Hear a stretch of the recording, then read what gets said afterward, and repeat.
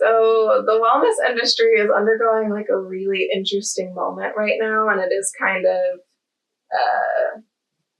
it's not always very helpful. There's a lot of lenses in the West where they really try to extract the deeper medicine that occurs in moving through a holistic wellness lens. And it's actually, there's a lot of people in the West, particularly in the States, that are not really understanding what holistic wellness is and making it this like blanket, like trendy thing of let's just like have a sound bath in a cacao circle, but these are deeply rooted indigenous practices. These are traditional medicines. These are the foundation for our medical system. Like they're much deeper than sitting in a sound bath and, whatever you want to identify as and all of that, there's a lot of exploitation that happens and a lot of just trying to make a profit,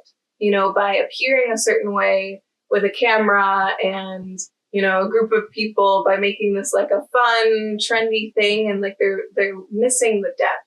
They're missing, like, they're not honoring the original wisdom holders and the medicine keepers of this work. Like cacao, for example, is very sacred medicine. It was actually only meant for really specific situations. And it was a small group of people. And it was kind of like this like delicacy, it's known as food of the gods, in indigenous cultures, particularly in South America is what I'm referring to.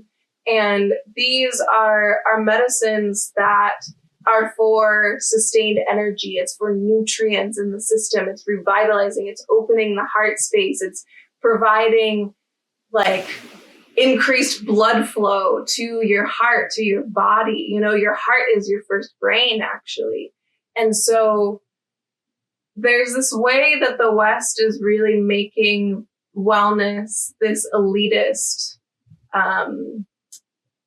trendy, fluffy, flowery thing when it's so much deeper than that. And it's something that is literally being pulled from these places that we like in the West see as like, like poor, right? But they're so rich in everything that matters. They're so rich in health. They're so rich in understanding that wellness is not a luxury. It's not something that you can just put like a huge price tag on. It's something that is embodied in your everyday life. It's something that it's an act. It's an act of love. It's an act of care for your body, for your system. It's our primary way of knowing. And so I think that a lot of the wellness industry is really just missing that and not honoring the people who they're extracting this from. And that's a lot of really what I'm trying to do with Neteru Apothecary. What I'm really trying to come back to is reminding people of their indigenous roots, reminding people of the power of this medicine and that it's not something that's just for, the wealthy elite. It's not something that is $1,000 or something to just like, a quick fix for some problem that you have. This is work that is, it's something that you build a relationship with over time. Like plants and herbal medicine, Western medicine has gotten us a little bit foggy in certain ways where they make us think that there are quick fixes to our problems. Like the aspirin, like an aspirin example of, I have a headache, I'm going to take aspirin. But like, what's the nature of that headache? Is it a dry, pounding headache? Is it a sharp headache? Is it a headache that you can feel throughout your body? Is it like pulsing? Like each one of those has a different quality, and there's different medicine that is to address those deeper imbalances in your system. And when we market something as like trendy and we just like skirt over the deeper aspects of it, people lose the importance of it. They feel like this is like, oh, this is just like some frilly thing. It's not real medicine. You know, oh, this is just something that people do when they play. It's not going to actually work for me.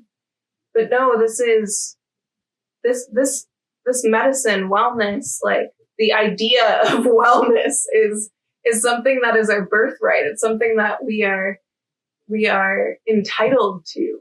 You know, we're entitled to feel connected to our bodies. We're entitled to knowing how to take care of ourselves, to knowing what plants are here to help us in regulating our nervous system and regulating our digestion, regulating our blood pressure, increasing our immune system. You know, these are things that we can do that are super simple and super easy so that we can feel good all the time and that we don't have to feel like it's inaccessible to us.